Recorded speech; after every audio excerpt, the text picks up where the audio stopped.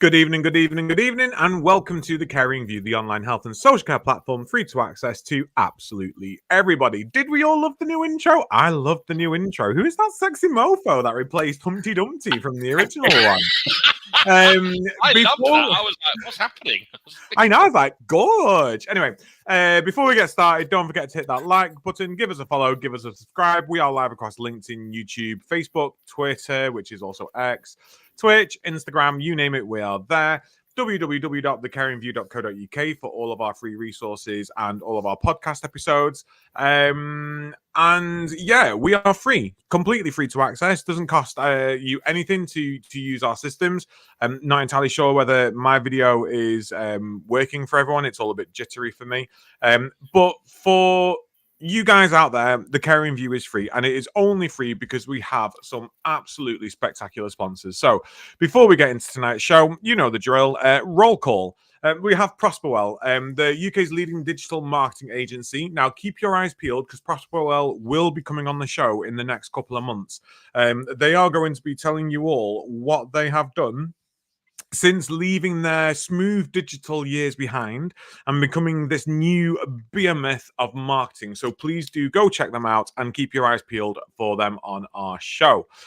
We have CBAT, Care Business Associate Training. And I keep saying this every single week, but these services, these businesses that sponsor us, we vet, we work with them. And I will tell you, I use CBAT in my nursing homes and they are spectacular. The training is fabulous, second to none, and I would not go back. So especially your clinical stuff, because it's really hard to find good clinical training nowadays. If you are a nursing home, if you have nurses, you'll know the pain of trying to find clinical training. Oh my God, they have so much, and it is fabulous. So please do go check them out. We have Attis Care by Attis Insurance Brokers for your comprehensive care coverage and proactive risk management. And they are also a helpful voice at the other end of the line. It is official. They still have their freemium version. We have all of this confirmed. So please do go check out Log My Care, the intuitive care management platform loved by complex care providers. And if you are just sort of dipping your toes into the DSCR market and you're going from paper to digital, try something for free. It'll give you a good idea. And if you try Log My Care, you'll most likely stick with them anyway. We have Health Automated and we have an Learning Mint. All the sort of masterminds of Mr. Jack White. And Jack AI also powers our website. So please do go check out Health Automated, AI-powered care planning, and also in Learning Mint, their online digital learning platform. We have Florence, directly connecting healthcare professionals and organizations with shifts and training around the country. They also have Florence Academy. There's a lot of training out there and a lot of good quality training out there, and we are bringing it to you. Mix and match, dip into each of them. But if you are fed up of agency costs, if you are fed up of trying to manage agency profiles, agency inductions, remembering which agency workers you like, check out Florence because they make things so much easier for you. And they're just, I don't know, they're just great, run by great people. If you know Dan Blake and Dr. Charles Armitage, you're in good hands with Florence. And finally, UK Care Week. Obviously, we have a partnership with UK Care Week, and we were recently there for their 2-day event in Birmingham in March, and it was spectacular. So that is it. That is the intro. Those are our sponsors. That's our website. That's where you can find us. Now let's get into the nitty gritty and say good evening, Mark and Louie. Mark, how are you? Yes, not too bad. Not too bad. How are you? Do you know what? I'm good. And Louie, just before I bring you in, I'm going to do my bit of a PSA now. So I'm going to do my PSA. And if you are a guy out there, you need to listen to this. So I am good and I'm absolutely fine, but I found a lump on my bollock, which is really annoying. Yes, it is really annoying. And I just want to say it's probably nothing. It's going to be nothing. I'm very positive and I'm not concerned. It's a good one to get if it is. I'm not going to procreate, so I'm not hell-bent on keeping them. But for all you guys out there, please make sure you are checking them. Please make sure you feel them, you check them, and you do it regularly because chances are this is a bit of a cyst and it's nothing concerning. But I'll be damned if I wasn't checking and it was something bad. And there's something about us guys that get a little bit shy, get a little bit bashful about not talking about it, not being open about it. And I found it very odd when I went to the surgery. I had to have 2 doctors because they have chaperones now of like the safety, our safety, their safety. So I've got 2 guys with their hands on my balls, and I'm like, usually I'm not gonna complain, but this is the doctor's surgery. And they were like, "You're so brave coming in. You're so brave. You're so brave." And I was like, "I'm not brave. I just don't want to die. I'm not brave. I'm just sensible." But it sort of hits home that us guys are a little bit shy about this sort of stuff. So please don't be shy. Start fondling your balls. Over the next Caring View, we can all share live. We can all just do a self-test live. We could do it. We could do it. We could have like a speed dating ball test. Why not? I think let's do it. The annoying thing is it takes ages for your referrals to come through. So I do have to go for a scan and update your GP surgery details because I hadn't. So I have no idea where my referral's gone. I've updated my GP details. They've still not sent me my referral through, but they have booted me out of my surgery, which I find absolutely incredible because I'm no longer in the catchment area. So they can tell me I'm no longer welcome at my surgery. They just can't tell me when my scan's going to be. But this was my PSA opening around, please, guys, just make sure you check yourselves. 100%. Louie. Oh, we love you, Louie. Welcome back to the show. How are you? Yeah. Oh, that was the best segue of all time from Check Your Balls. Hi, Louie. Oh, yeah. I couldn't figure it out in my head, so I just thought I'm just going to go with this. He said, and now someone who has a face like a ball. It's Louie Werth. Thank you for having me. It's a privilege to be here. I'm now very conscious of my beard. No, I'm good. It's great to be here. I think the last time I spoke with you guys, I was in the midst of my slip disc and I was like fully horizontal. Yes. So I remember I literally was holding my laptop like this above my head for an hour thinking, Adam, can you stop blooming talking? Because I can't hold my laptop like this for much longer. So it's nice to be able to be sitting up and being a standard, upright, not bedbound person. So lovely to be here. And yes, keeping busy as we go to what I've affectionately named CQC Single Assessment Framework 2.0, which seems to be what we're kind of plummeting towards at the moment. Well, yes, definitely. But I'm also gonna call you a bit of a liar here because the last time we spoke was at our live event at UK Care Week, Louie, where you dominated. I meant on the Caring View. I meant here on this particular media enterprise. But yes, obviously. So for those who did not join us at UK Care Week, Louie Werth kickstarted the Caring View Theatre, and James Bullion was stood in the audience, watching and listening, shaking in his boots, going, "Oh my God, how do I follow this mastermind of CQC knowledge on my own talk?" I like James. He's a good egg. They're all doing their best. But yes, it was a bit unnerving to see him. I was like, oh no, it was a bit like when the teacher kind of pops in while you're doing something. If you're training to teach and you're doing your teaching, and then the real teacher comes in and watches, you kind of feel a bit more aware of what you're saying. But yes, no, I did see him at the corner of my eye and I thought, right, I've got to think very much, be in the present with everything I say. Yeah. You're a better man than me, Louie. You're a better man than me. I'd have taken the conversation in a different direction. You'd have been combative, would you? I'd be like, Kia's getting rid of Quangos. There's one over there I've got my eyes set on.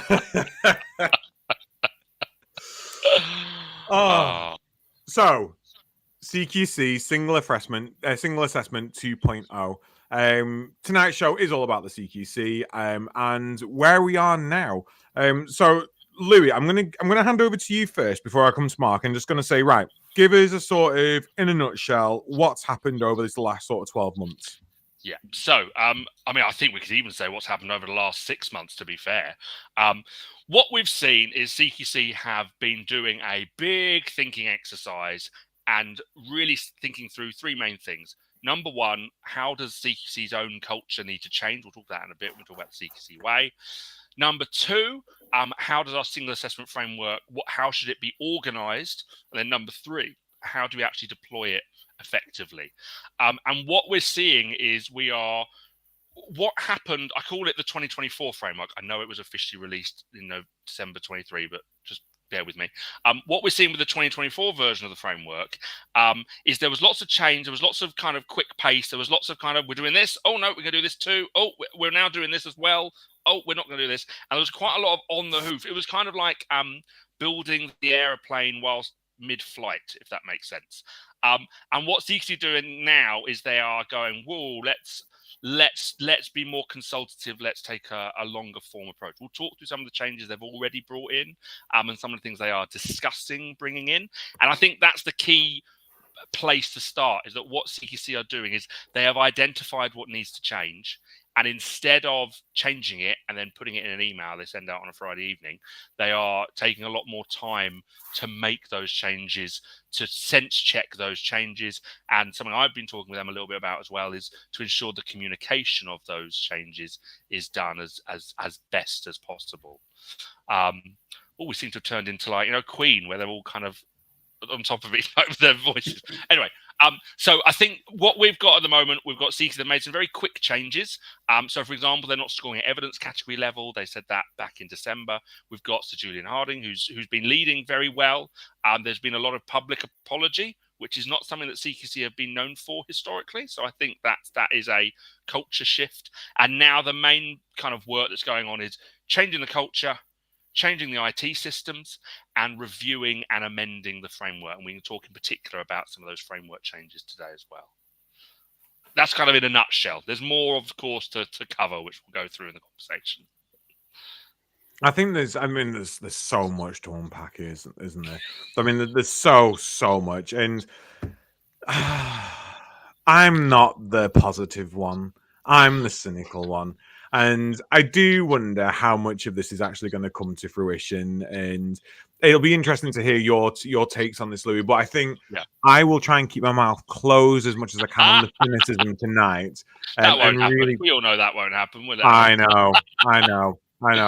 But it's very much a case of, like you said, they tried to do a lot last year, and they tried to produce a lot and actually did nothing about it. And even before the framework came into play, there was all these high promises and this is what was going to happen. And I do think, and this is just the only sort of political angle I'll bring to this tonight, I do think before Kia announced the end of NHS England, that CQC's position was very, very shaky. I do feel that if NHS England hadn't have been disbanded, the future of the CQC was probably a lot more bleak than it currently is. I think without the NHS England, with the uncertainty of ICBs and PCNs, we're not in a position to lose this current incarnation of the regulator. That being said, they have ordered a review into all Quangos across the country, every single thing, not just health and social, everything. So it is going to be interesting to see whether they can commit to improving what they need to improve to be the regulator that we need them to be. I think there's a deep question about the purpose of CQC, and I've said this kind of in talks as well. Is CQC a regulation enforcer, or is it a quality enhancer? And I think that is a question that the sector is asking. I think CQC are sort of asking it of themselves, though perhaps not quite at that level. But, there is that sense of, is CQC there to just enforce regulation? Have you broke the law? Yes, no. If yes, go through these processes. If no, we'll leave you be. Or is CQC's purpose higher than that? And actually, it's about improving, enhancing, and measuring quality. Because, I said it at a talk today. If you ran a care home, you wouldn't really want a big banner across your home that said, "We broke no laws this year." Like that, we don't necessarily want a regulator that is just kind of the bare minimum. Have you passed a regulation? Yes, no. But I think there are legitimate questions to ask about. What is the reach of CQC? How much can it do in that quality piece? How much should we expect of it? Big one I've always asked is CQC there to support services or assess services or both? Because I think a lot of people have felt the assessment edge and not necessarily the support edge. And maybe that's fine. The NMC, for example, does a lot of kind of assessing, doesn't do a huge amount of support necessarily. So I think there are questions to ask about that too, in terms of what's it there for, who's it for, and what should we expect of it? I think if they fall into the support angle, and I really am going to stop and then bring Mark into it, but we've all been on the other end of that CQC inspection where they go, you're not doing this and you should do that, or this that you use isn't good enough. And then we all go, okay, can you tell me what I should be using? And they go, no, we're not allowed to do that. Yeah. We can't do that. And I think if they can't do that, for me, I would rather them be just regulator enforcers. I just want them to be able to enforce regulation, and then the power of quality improvement be bestowed upon the local authorities and the ICBs who have to do those quality checks anyway as part of their contracts. I think otherwise we end up in this muddy water where two people are telling you how good you're doing, and one will say you're doing amazing, and then the other will come in and say, no, you're not. But we have to go with the one that's the regulator, not the ones that are there giving us. And it just gets a bit muddied for me, if I'm honest. Mark, bringing you in. Yes. Hello. No, all good stuff. I think providers are asking a lot more around where that support is, because I think as the CQC appear to have backed off the number of inspections, I think local authorities have increased the number with the PAMS inspection. But the processes are completely different in terms of that level of support you get, the hand-holding, the guidance, the information sharing and networking in with other providers. And I think for some care providers and registered managers, they've never had that from their local authority before. So actually now I think they're seeing a completely different side of what an inspection could look like.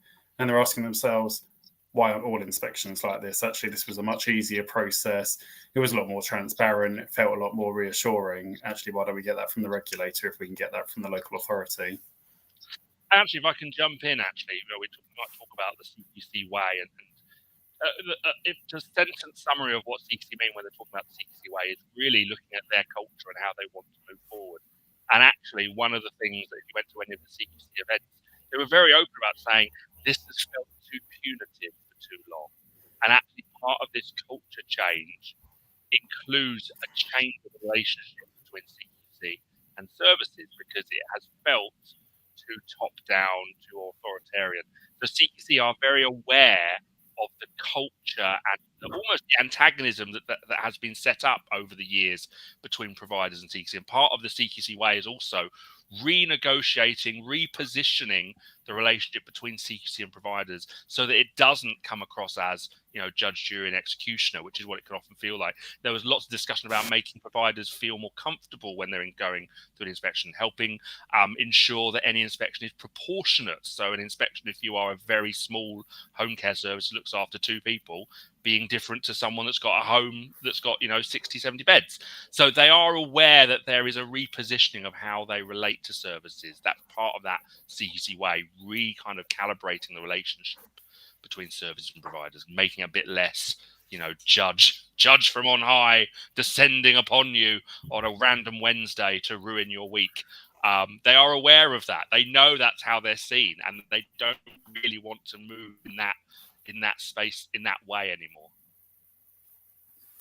So in terms, Louie, you spoke around obviously the CQC events, and I know that you attended them, and the provider forums that they're putting together. What are CQC doing at the moment, or what have they done in the kind of last couple of months to address some of those concerns that have been raised? So I think there's a couple of key things to highlight. And this is, by the way, not an exhaustive list of everything. Do feel free to go on CQC's own websites and publications and YouTubes. And there's some very long 2-3 hour conversations you can watch of them if you find yourself with a fair 3 or 4 hours. A few key things that we can say. First off, as we know, we got rid of the evidence category scoring from the single assessment framework to kind of speed up the process at which reports and assessments can be made.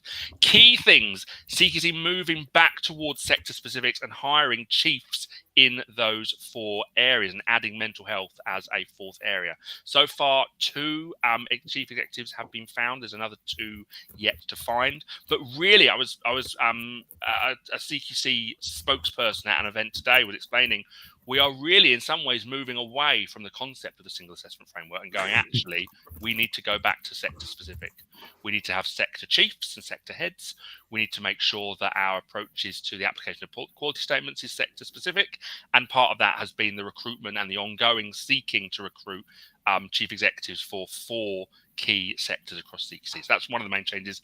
Another big change is getting through their IT. So we all had the fun of the portal.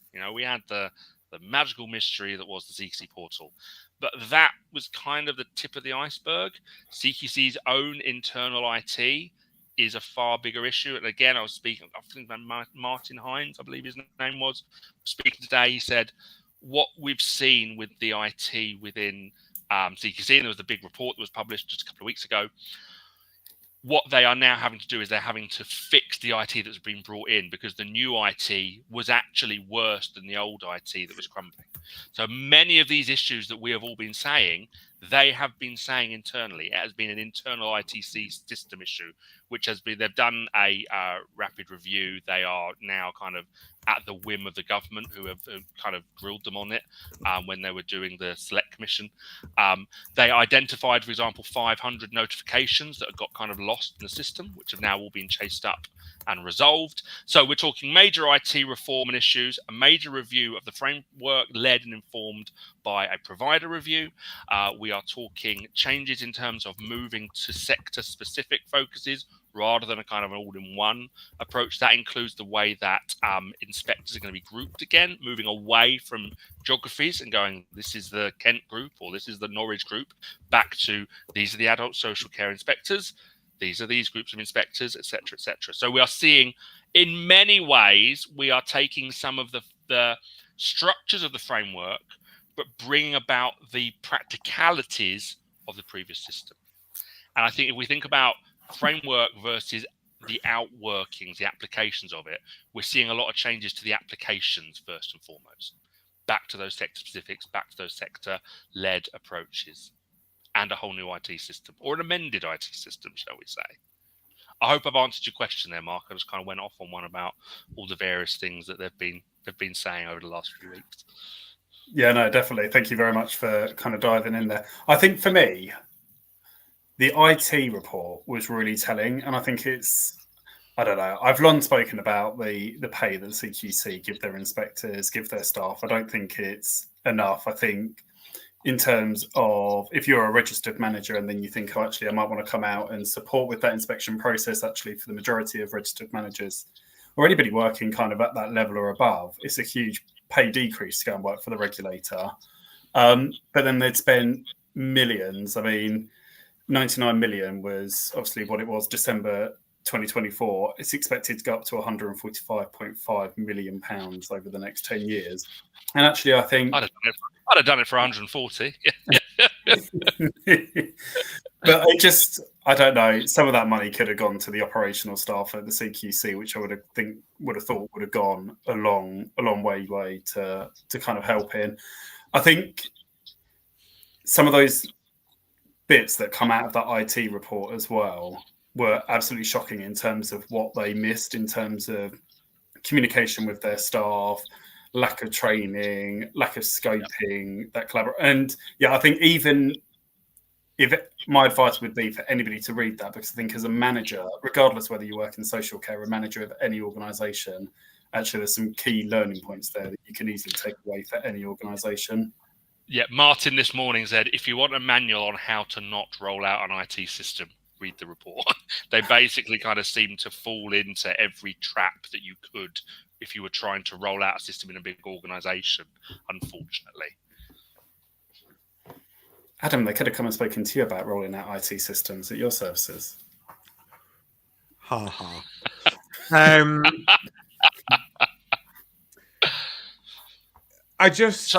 Sorry, go for it. I find the irony of the IT with CQC sort of hypocritical, because it's they will come around to a service and they will say your systems don't talk to each other.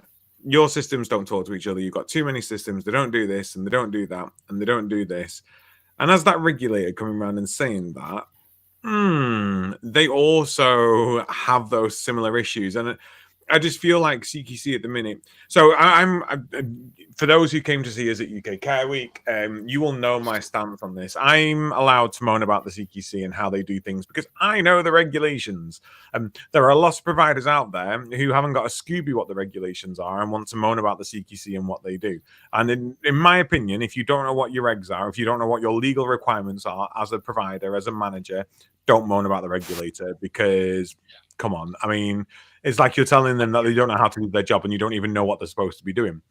But I do get annoyed when we have these people who will come and enforce us. Now, I want to move on to workforce issues with the CQC because we've already identified that IT is a massive barrier.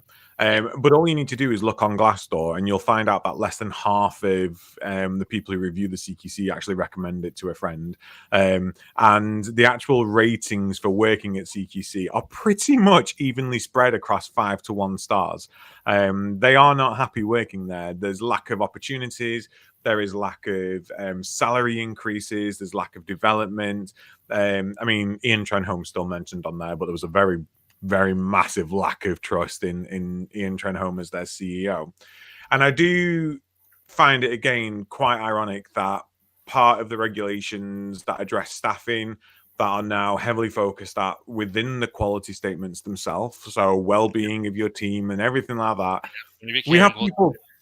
Yeah, and we are having people come around to judge us on this when actually inside their own house behind closed doors, they have terrible, terrible issues with that. And it's a case of how can you regulate and inspect and make sure that it's enforced when you can't treat your own team how you're expecting social care to be supporting their systems and their team and their workforce. And I get the annoyance from providers on that angle because it's like pot kettle black. Totally. I think there is always a sense in which one of the problems with any kind of regulation, any kind of assessment, is it's done by humans. I mean, we've even discovered over the last 6 months that AI is terribly awful and offensive and racist, and there is no such thing as true objectivity. It just doesn't exist. So all we can do is we can create frameworks, we can create systems that build in potential for objectivity, potential for reflection, which I think some of the CQC framework did manage to achieve. I think the issue about kind of being able to judge someone's house when your own is not in order is a very fair criticism. I do think the danger of that argument is that you end up going, well, actually, we have to look at the systems that services can use to be assessed. They can be done by groups that may or may not be perfect. It's not ideal. We want to have a regulator that's housed in shape, especially if they're pointing the finger. But I think it's what we can't do is wait for perfection and live in an unassessed kind of abyss while we wait for them to sort themselves out. I think that is the unfortunate reality. I mean, people talk, there was this kind of, about 6 months ago, there was kind of this kind of like groundswell of kind of bring down CQC. It kind of felt like, like when they toppled Saddam Hussein, there was like all these people pulling down statues. There was this time around September, I was like, the energy is getting really intense here around CQC.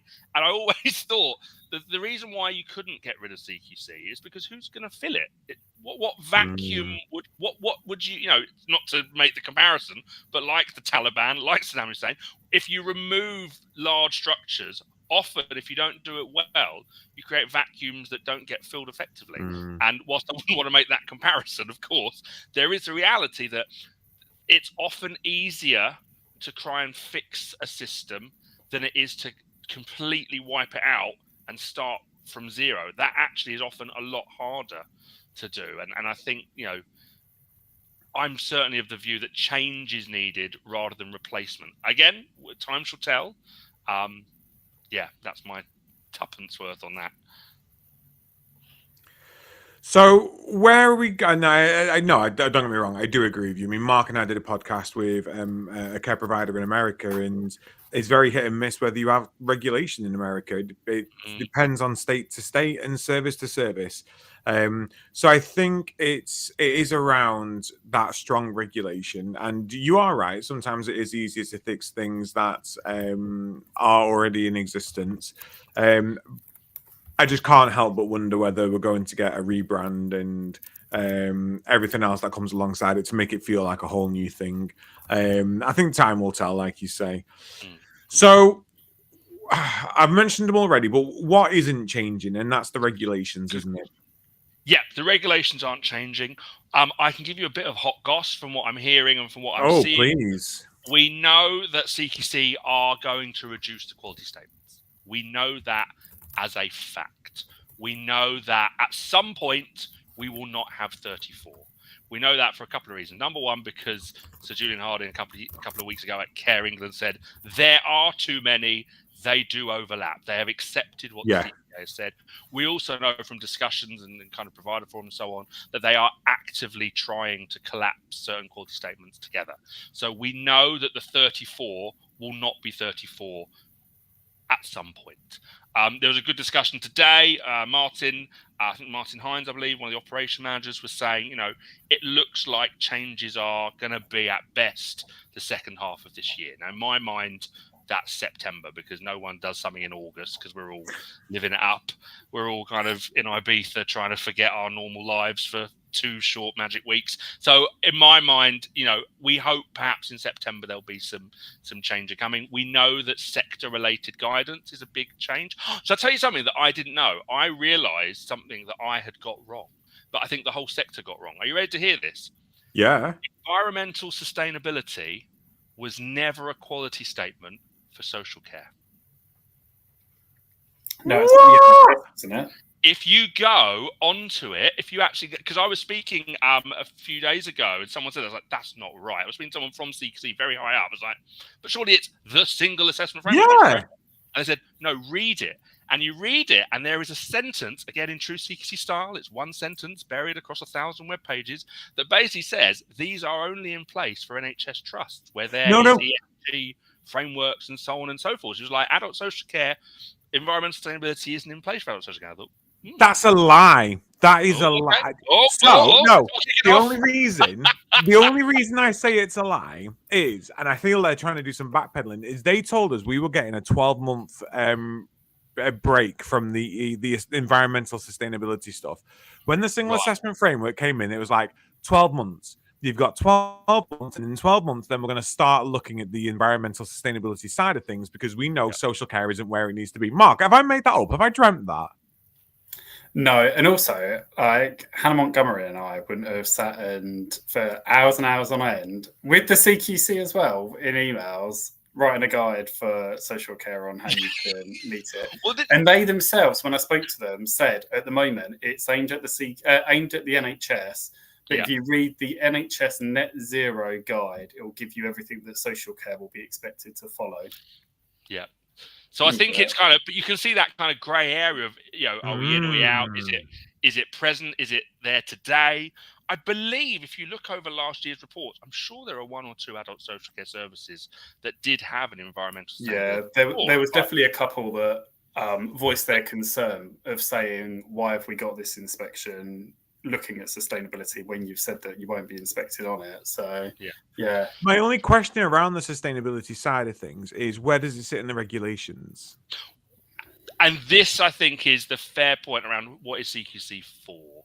And speaking about where we're going with the new quality statements, it was made clear that the regulations need to be more of a guide, and they were very open, saying, as we revisit the quality statements and which quality statements are overlapping and which could be collapsed together, one of the things that's guiding that discussion is, okay, how can these regulations actually guide us in terms of where the quality statements should be?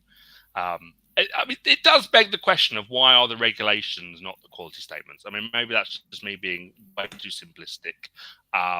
You can see an argument for saying, here are the regulations, we're going to turn these into statements of quality, and off we go. But again, that then raises the question of, is CQC there for regulation keeping? Is it there for quality and improvement? I think that's the jump CQC made whenever they kind of first really kind of led in 2009. That's where they kind of jumped off the page above and beyond the regulation, which some have said has led to a burden that they have to carry that perhaps is far heavier than if they were just, yes, regulation, fine, no, regulation, not fine. Yeah. It's a difficult one because the old model didn't really work. the Mew model also doesn't really work. We just need to find that sort of Goldilocks zone now with what does work, and I don't think we'll solve it, but that definitely is, and bringing up that environmental sustainability really does sort of hammer it down as to the muddying of their responsibilities. It is. I remember when they were saying it, I was like, but I can't find it in a regulation. Like I couldn't, and they've not even linked a regulation to it on the quality statements anyway. So it was all just very odd. But we all know the regulations aren't changing. The regulations are what the regulations are. Even if CQC, some reason, decided not to exist tomorrow, those regulations would still be in place. And the local authorities have powers within the Care Act to ensure that they're meeting what they need to do to make sure that care providers are doing what they're supposed to be doing. And I can imagine that emergency powers would be bestowed upon them to make sure that we're working in line with the regulations. So I would say, everybody, get to know your regulations. But Louie, what are the sort of, for someone who is new and going, I don't know where to start with the regulations, I want some late night reading. What regulations should we be starting with? What are the biggies? Oh, Joe, I'm not the person to ask on what's your favorite regulation. I'll tell you what I will say. A regulation, I pointed this out to CQ when I spoke with them last week. I said, why is regulation around nutrition and food not at all present in any of the framework? I was like, why is there nothing about nutrition and food in the actual CQC quality statements when it is enshrined in the regulations? And they're like, yeah, we realise that. And as you can tell from my physique, food and nutrition is very something I'm very passionate about. And I can't think of anything I'd be more interested in when I'm 80 than what I'm 50. So I think that's probably one I've got a bit of a heart for and a bit of a soft spot for. And I noticed immediately, like, why is there nothing about food in any of these quality statements? There's nothing at all about food and nutrition when it is a reg. I think, when it comes to the regulations, there are loads of great free resources. I mean, if you really want to get your glasses out and just read the official full regulations, it's all there. It's reasonably clear. It might be a bit of a long read, but fundamentally, you're going to know you're on the right path. I think when we're talking about CQC, really what we're talking about is keeping a finger on the pulse for some of these changes. Obviously, we as Care Research, we do a lot of work giving updates, giving talks, giving webinars. Obviously, yourself, the Caring View, are always getting a finger on the pulse and outlining where these changes are coming. I think what we can safely say is there aren't going to be any massive changes this side of the summer holidays. We're now in the early stages of April. CQC are still having a good old think and a good old consultation. The first dates we've heard is second half of the year. That to me sounds like September, if we're lucky. A really interesting one as well that was raised in a conversation today was the possibility of agreeing timelines based on ratings. So moving away from the risk-based approach and going, if you're outstanding, you'll be inspected every X. If you're good, you'll be inspected every Y. If you're RI or adequate, you'll be inspected every Z. So that was something that was raised today as something that they're quite hotly considering. What comes to mind with that, of course, is capacity. We've talked about CQC's kind of one of the visions of the framework was that we'd have more remote data collection, which would mean that perhaps you wouldn't have as many in-person inspections and you wouldn't have to send Bob, make him stay in a travel lodge overnight and go in and stay over another travel lodge night and then come back. It's taken him 2 days to look at one home once, which you can see that as a system, the number of people you need in your team to get round all the services that exist, especially home care. Home care services are like rabbits. It's like another 20 of them every day, it seems like. And that's good. That's good. We all want home care. We all want good quality home care. But you can see from a regulator perspective, kind of waking up and going, oh, my goodness, we've got another 400 home care agencies that didn't exist 3 months ago that we've now got to inspect. So you can see why any move to digital, any move to moving away from the in-person visit, you could see the logic there. It hasn't worked. They did 1 or 2 completely remote inspections. Did you know that? They did a couple of home care inspections where they didn't actually physically visit, but that was not very popular. So I think we are dealing with a staffing level challenge there to actually put into practice any of this kind of these expectations that we all rightly have. I think every home should be assessed every 3 years. I think that is a fair expectation. I think every 1 year would be great, but let's be honest, it's not going to happen, and it would be a headache because every year you'd be constantly worried about when is the day. I think 3 years would be a fair max that should be worked back from. Does that make sense? Yeah. So, you might Louie, disagree. You won't yeah. say I'm wrong. Honestly, listening to you, there is so much to sort of. I'm just making some notes because I want to come back to them. I just want to bring up Tina's comment again on the screen. So, Tina, you are very cruel by not telling people what these regulations are, but I will put them out their misery. So, Regulation 10, dignity and respect. Regulation 12, safe care and treatment. Regulation 17, good governance. Hot fact: Regulation 12, Regulation 17 are your most breached regulations in health and social care. So please, to be fair, you're going to breach Regulation 17 realistically if you breach anywhere else. So if you breach safe care and treatment, you're most likely going to breach Reg 17 because you've not got the governance and oversight. If you breach dignity and respect, you're most likely going to breach Regulation 17. So it's kind of a given that 17 is one of the biggies. And safe care and treatment, couple of tiny little things formulate to breach, you're there and you're stuffed. I agree with Tina. I think these are really, really good ones. I would say another one to focus on that, well, there's two that I would say to have a quick look at the moment, based on my own experiences, is Reg 18, which is staffing.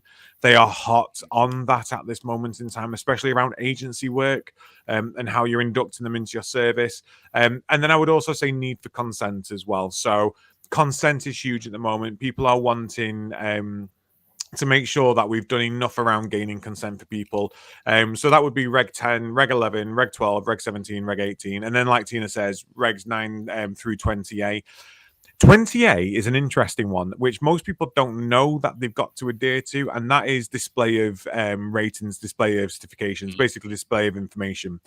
So make sure your insurances are up, make sure your ratings are up.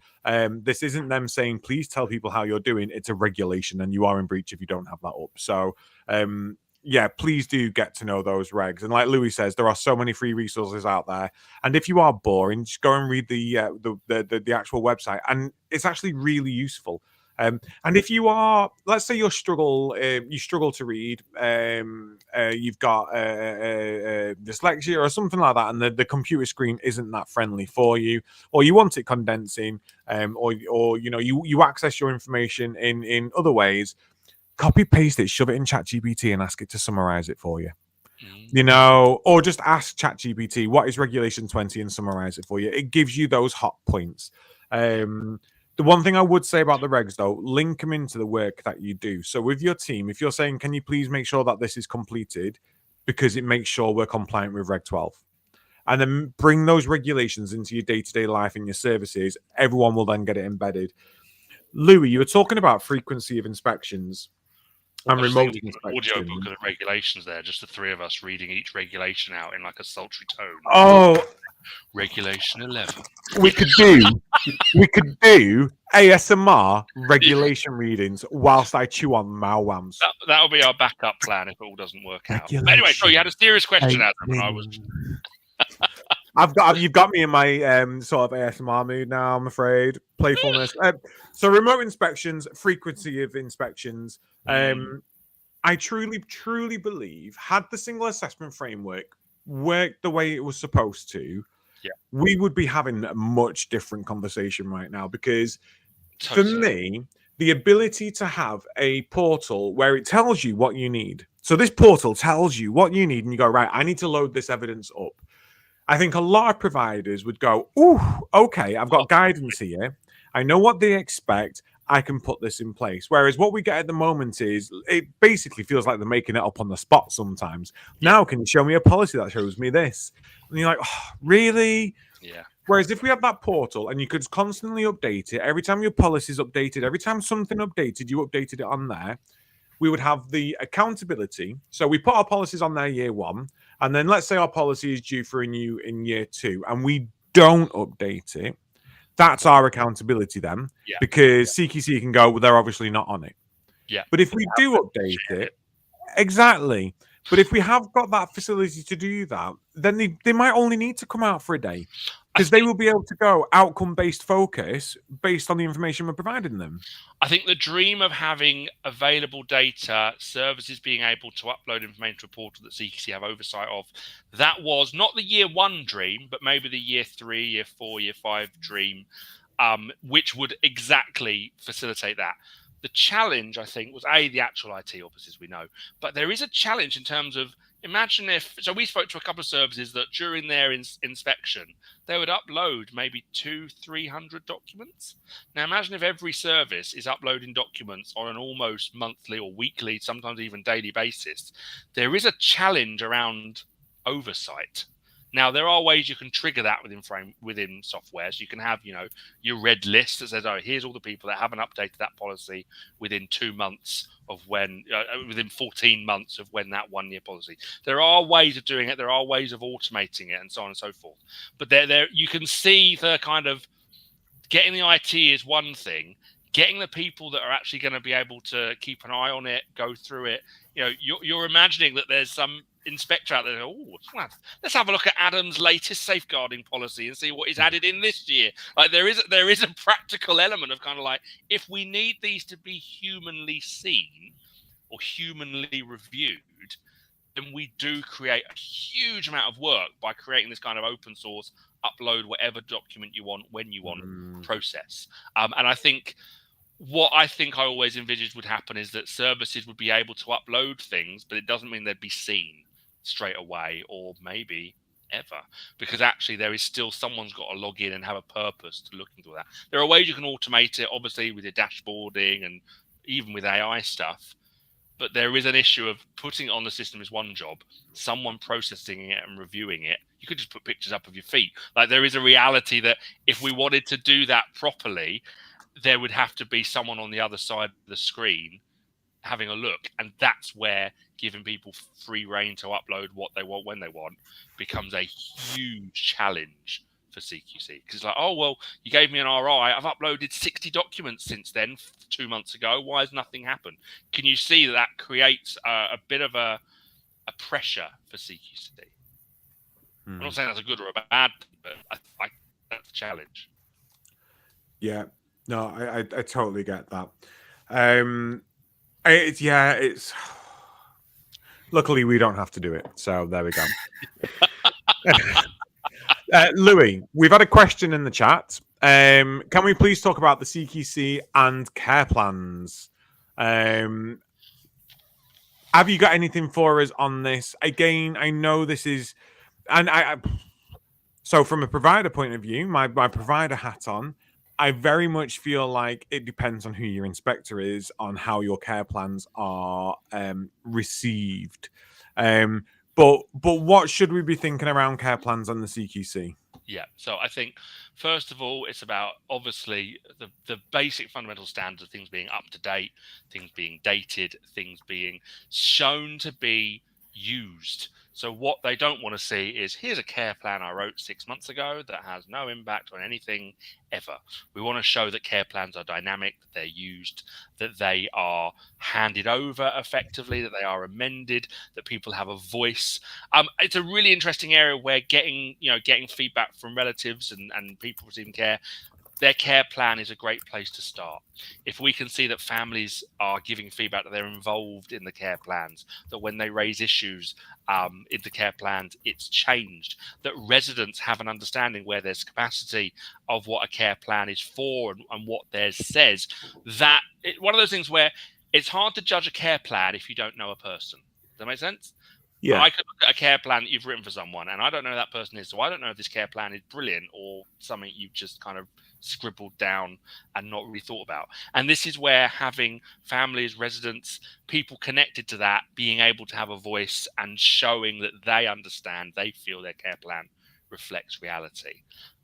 There is no fundamental standard for care plans. There's a billion templates that do it a billion different ways. Fundamentally, you've got to show that your care plans are active, they're dynamic, and that the people that they are about have a connection to them, have in some appropriate way access and a voice within them. Makes sense to me. Forgive me if I butcher your name. Tell me how to say. But I want to say Japheth or Japheth. Does that answer your question? If not, please come back into the comments. I would agree, Louis. And I mean, the only thing that I would say to sort of add on to what you were saying about that sort of impact that it has on that person's life is, again, outcome-based approach. How are you measuring those outcomes? If I read one more nutrition care plan that says the outcome of this care plan is for someone to have a healthy, balanced diet, I swear I am going to explode, because I see it everywhere, not just in my own. I see it everywhere. What is a healthy, balanced diet to you is not a healthy, balanced diet to me. I am on an 1,800 calorie deficit at this moment in time, and I am counting this 600 calorie bag of Malwams as my dinner. So that is my balanced diet right now. What we need to be looking at those outcomes. So for nutrition care plans, this person has said that they would like to maintain a weight of X. They don't mind weighing a kilogram less, a kilogram more, as long as we're in this remit.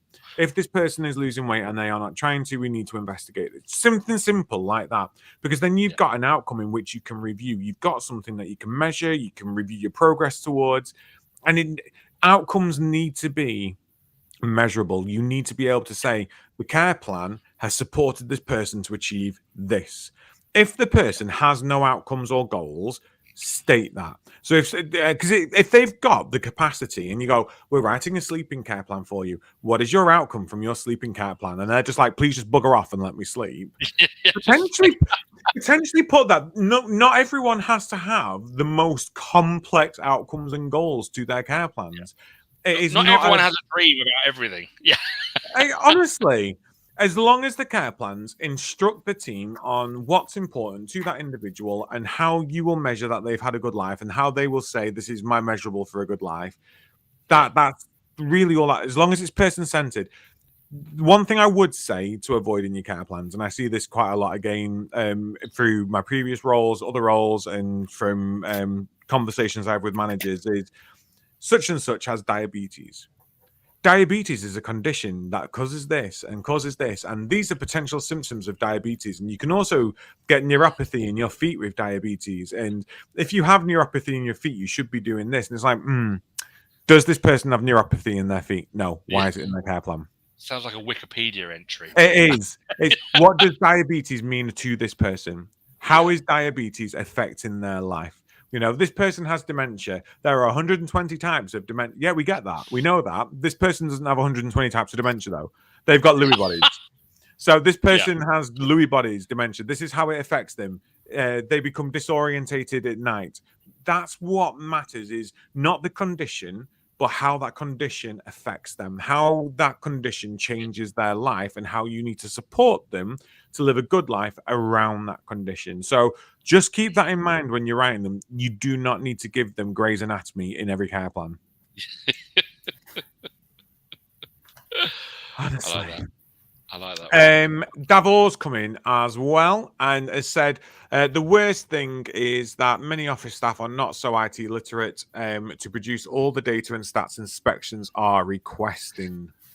I think whilst I'm not the cynic that you perhaps are, I have pointed out some of the real benefits of the new framework, and one of them was that you didn't have this kind of judgment day. I'm coming in and I need to get everything today and then I fly away forever. One of the things that the CQC, now the portal didn't work, but the IT concept of we are going to be in touch sometimes for weeks after this inspection day to gather information, that became much more normalized. And I do think that this was one of those examples where there has been some benefit as we move to the framework. There's been a new approach where there isn't an expectation for everything to be created, made, clicked, printed that day. And actually, I think that's something that CQC understand. Whilst you never want to go, oh, by the way, we can't do that because our IT, our office staff don't know how to do that. There is a built-in expectation that it might be days or even weeks after the actual inspection day that certain things may be produced and received. I think that is a good thing. I think that's something that is being kept long-term. I think the dream was that it would be the portal and it will be lovely swish, and that hasn't quite worked out. But the concept stays, that there isn't that. And we have spoken to some, I mean, I'm sure you've spoken to lots of other services and you yourself have probably gone through it. We've spoken to a lot of services that said the inspection did feel a bit calmer. because the inspector wasn't having to get everything there and then. There wasn't quite the same pressure as there perhaps had been on previous inspections, when it was kind of they turned up and then once they left, they needed everything before they walked out the door. So I think there is some there's a bit of grace and a bit of time that might enable you to get over that hurdle in the way that CQC are now moving with people. That wasn't my experience.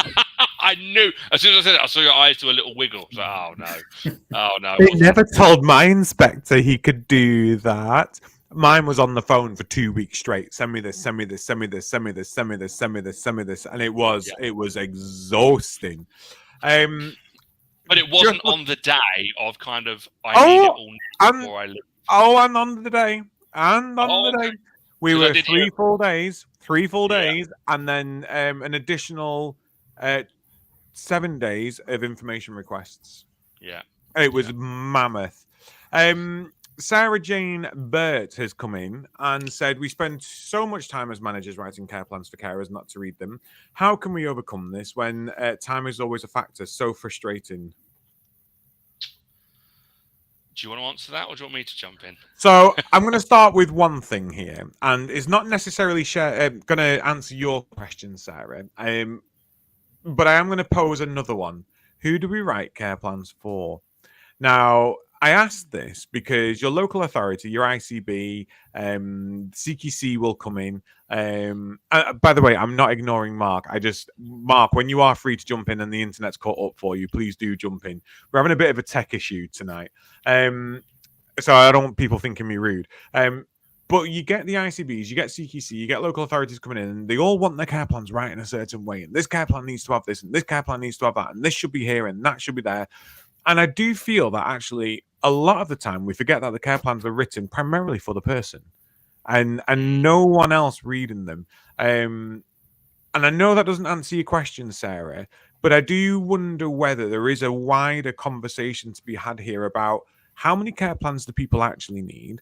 Because, you end up with something like 20-25 aspects of life that all need care planning, and everyone expects these care plans to be nice and thorough. Where realistically, could we just have, this is this person's day-to-day care plan. They want to maintain this way. They want to sleep like this. They wear these clothes. They like to be called this. This is how they identify. These are the family members that they enjoy. That's what we want. And a nice, concise care plan rather than 15-20. I do think the executive summary, like often when we're dealing with the experience of receiving care, when we're trying to inform staff, what we need them to know, obviously they'll hopefully have had time to explore care plans and get to know people, but they need to know the headlines, the triggers, the things that could go wrong, the things that are expected, and the things that they love. Does that make sense? So it might be things like, do not call this person by her first name. It is not something she considers appropriate, and you will get her wrath. That is something that culturally can be a very, very, very real thing. So for some people, it's those triggers. Like, these are the things that you must be aware of. So and so will always ask to go to the toilet, several times within a 10-minute period. Be aware of that. It doesn't mean that there's actually something going on. This is to do with the neurological condition. The normal things. He likes or she likes or they like to eat these foods. They like to go to this area. Their closer friends that they like to socialize with are these people. At 3:00, they love to watch a bit of Countdown, like the normal things. You got your triggers, your normal things, and then kind of your exceptional things. Like, she loves it when she gets to have a chance to see her great grandkids. Or if you get a chance to have a chat, talk to her about her 90th birthday. She loves sharing stories about that. Or if there is a spare biscuit, he loves a shortbread that can cheer him up. Do you know what I mean? It's kind of, as a bare minimum, if we know what the triggers are, the day-to-day, and what would be exceptional, we can have a good crack. I'm not sure that's the minimum that people should know. I'm not saying that that's all that people need to know. But I think if we're talking about agency staff, if we're talking about staff that are new, if we're talking about you're here, you don't know any of these people yet, what must you know before you get into that room? I think those three are a good starting point. Your triggers, your day-to-day, and what would be exceptional. Again, this is just coming from me on the outside. You might completely annihilate that as a concept, Adam, and I will bow to you and Mark's superior knowledge. It's not. It's different for everyone. I mean, I've actually just written down now executive summary. Is this possible in the system we use? Now, I do know in the system we use there is a summary of care needs, but I don't think it paragraphs. I think it does it as block text, which is also annoying because it's got to be easy to read. And not only Sarah has come into the comments and say that she is a new manager as well, because not only this, Sarah, you might think you've written the most amazing care plan, but then you've got to also take into account is how easy is it that to understand. So is it easy for someone with a cognitive impairment to understand? Is it easy for someone with a learning disability to understand? And is it easy for somebody whose native language isn't English to understand? Because it needs to be accessible to everyone. And that's where things get really difficult. Nurses tend to write in quite convoluted clinical language, which can be difficult. People tend to use acronyms and abbreviations, which again are inaccessible. And again, I would just I like Louie's idea of this exec summary of these are the main points of this person's care plan. You need to know this to be able to support them in the most effective way. For more robust care and for reviews to make sure we're doing right, please read the full shebang. Please go all lame-is and read all 15,000 pages. Mark, I'm hoping you're with us, and you've got experience in LD services. What were care plans like for yourself? I love how he sat there like he's on Eurovision or on the news waiting for the news to catch up, and he's like, yes, that's correct. I'm here live.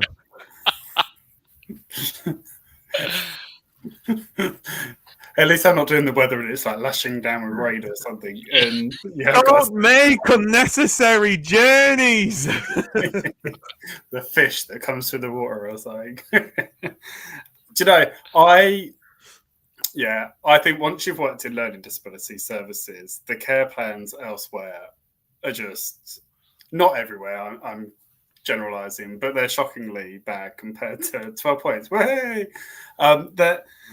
They're shockingly bad. I wish we lived in this utopia, and this isn't going to happen. And I've long said about care plans that actually we're all meant to have continuity of care.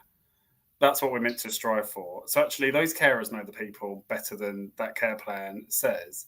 And actually, if I was receiving care, I wouldn't even want a care plan. So actually, I'd refuse to give my consent for a care plan. I'd be like, I want people to ask me.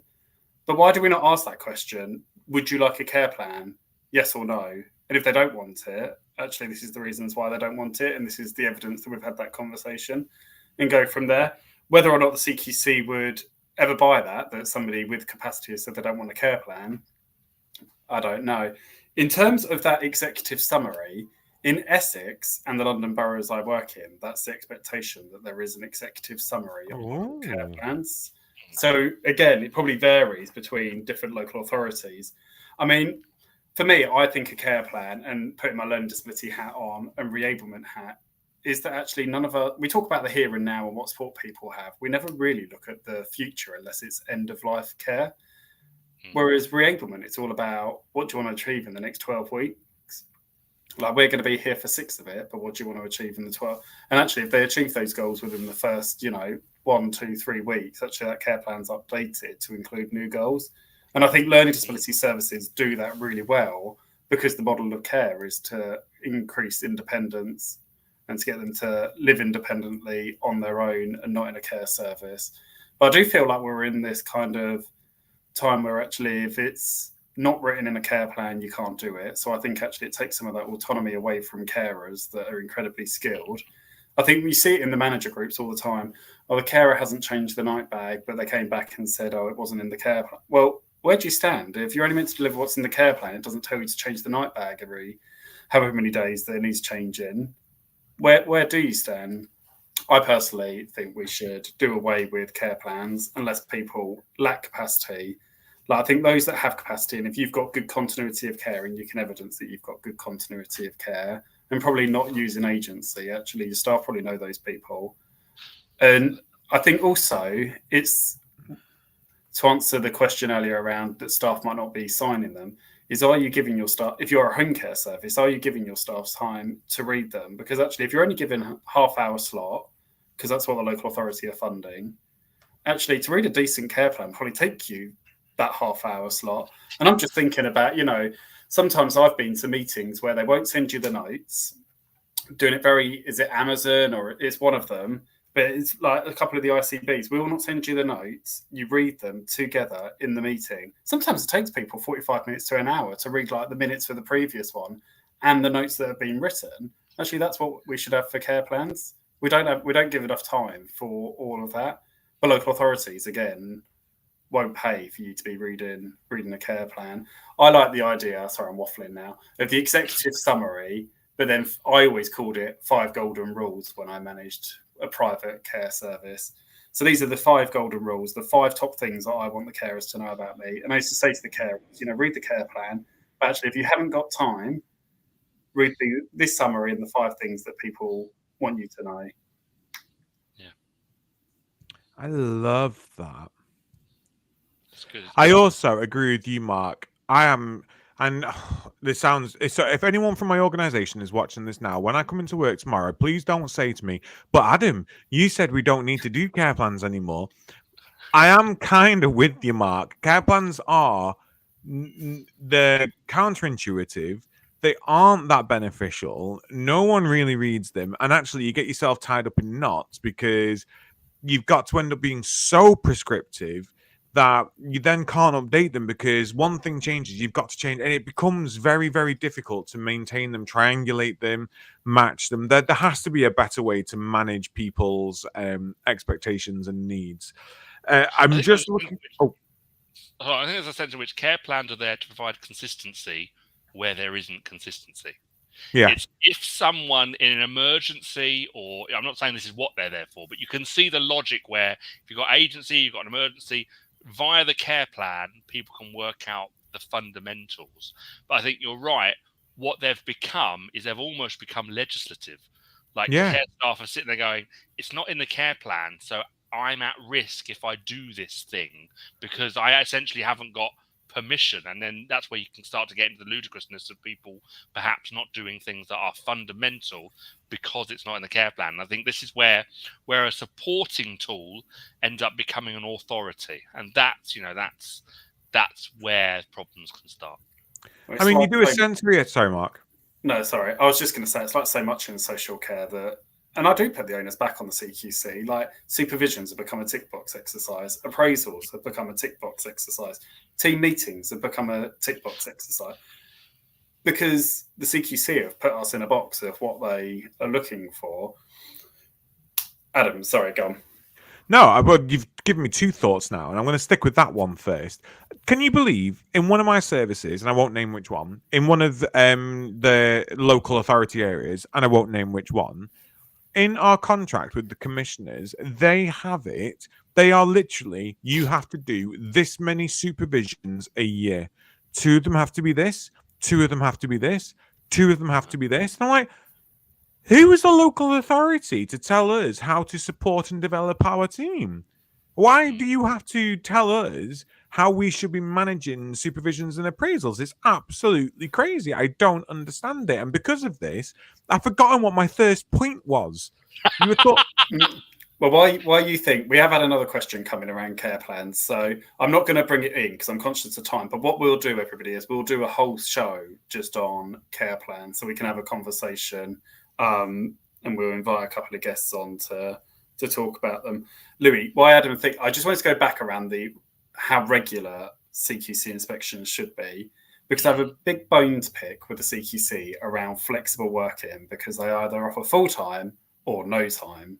And actually, I think if they opened up their flexible working, they could get so many people that would work 1 day a week, half a day a week, 2 days a week. Actually, they could increase the number of inspections that are happening. Huge. Just by opening up. One of the things that CQC does have going for it is it's been doing remote working for like over a decade. They actually have quite a tempting proposition in terms of their wider organisational shift. And I think I was speaking to a service a couple of weeks ago, and they were saying, surely registered managers should be kind of on bank. Like if I was a registered manager, could pick up 10 inspections a year or 12 a year. Obviously, there'd have to be a bit of toing and froing to check that it's not, for example, Mark's not inspecting Adam and vice versa.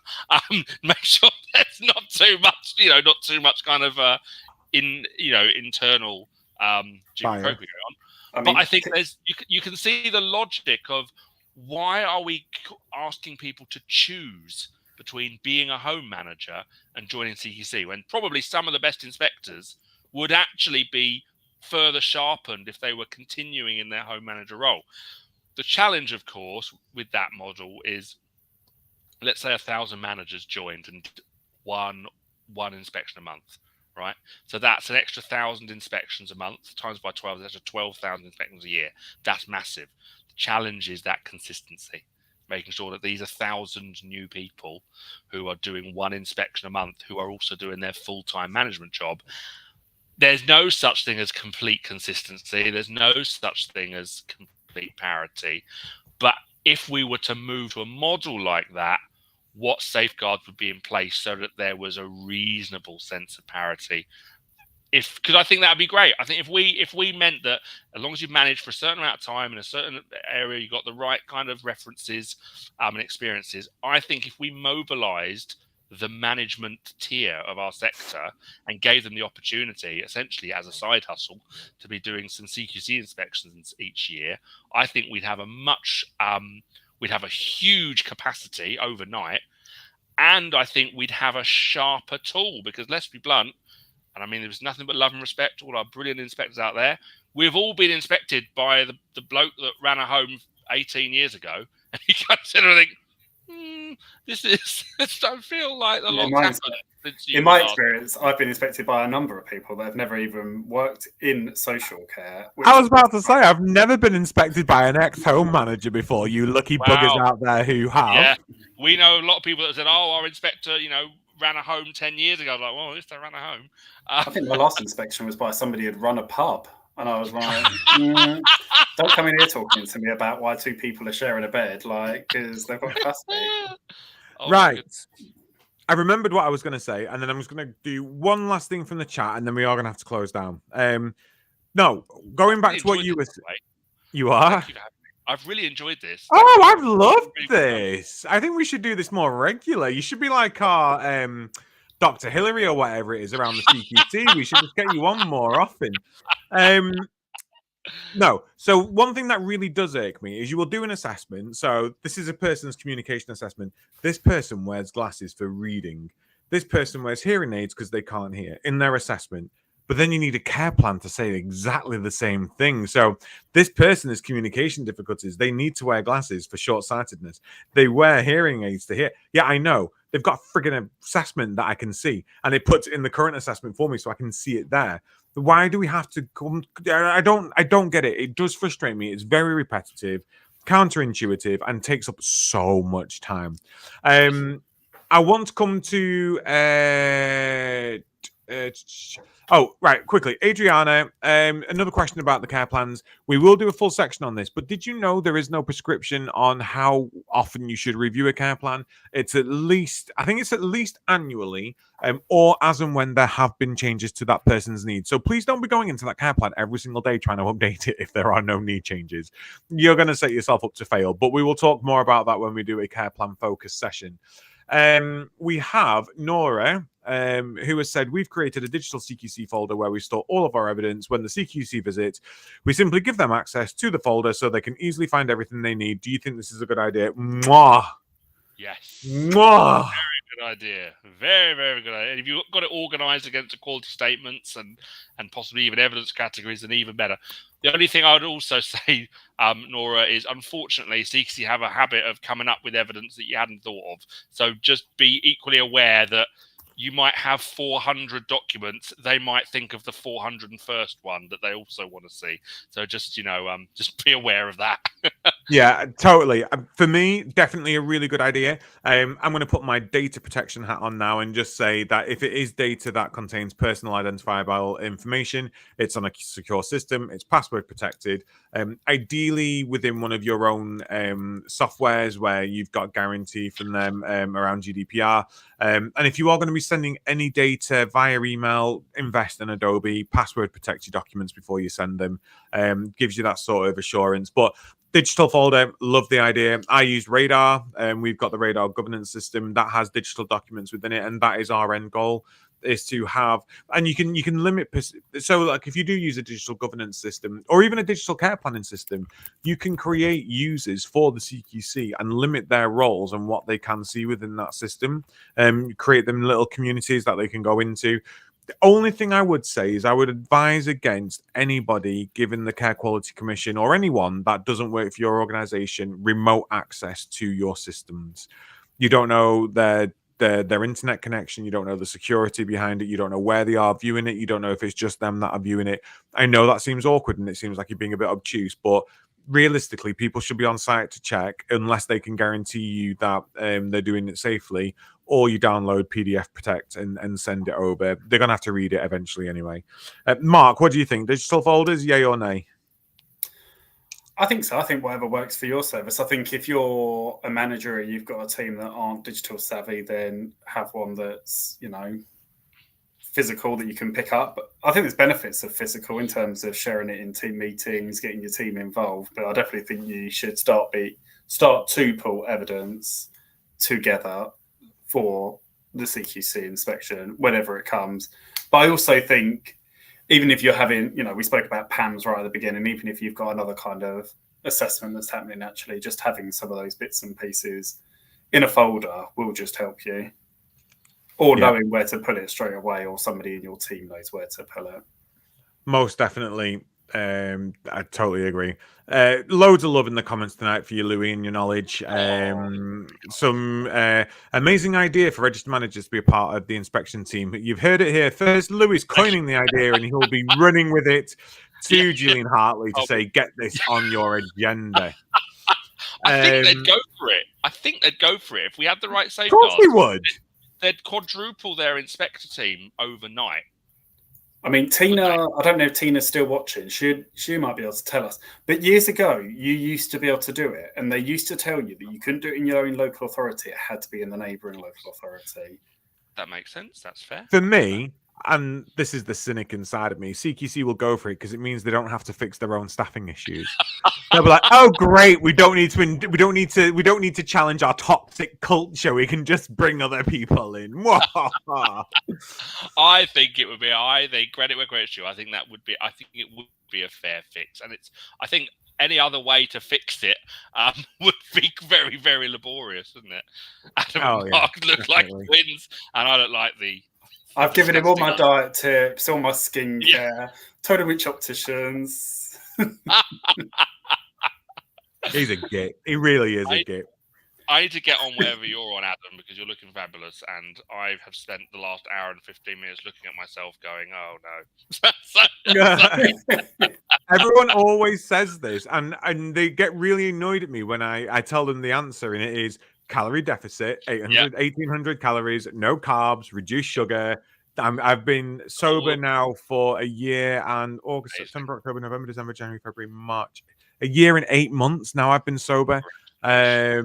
So it's total lifestyle change. I'm not gonna lie, I went on a ride at the Pleasure Beach and I didn't fit on it, and they were like, "Get off, you fatty." So I was like, "Do you know what? My life needs to change." I also didn't want to die. I'm laughing at you. I'm laughing at your narration of this. Yeah, it's what it is. So I've always promised myself I'm going to be open and honest, and I thought, do you know what? You're overweight, you're bald, you look like you're 50. Get yourself sorted.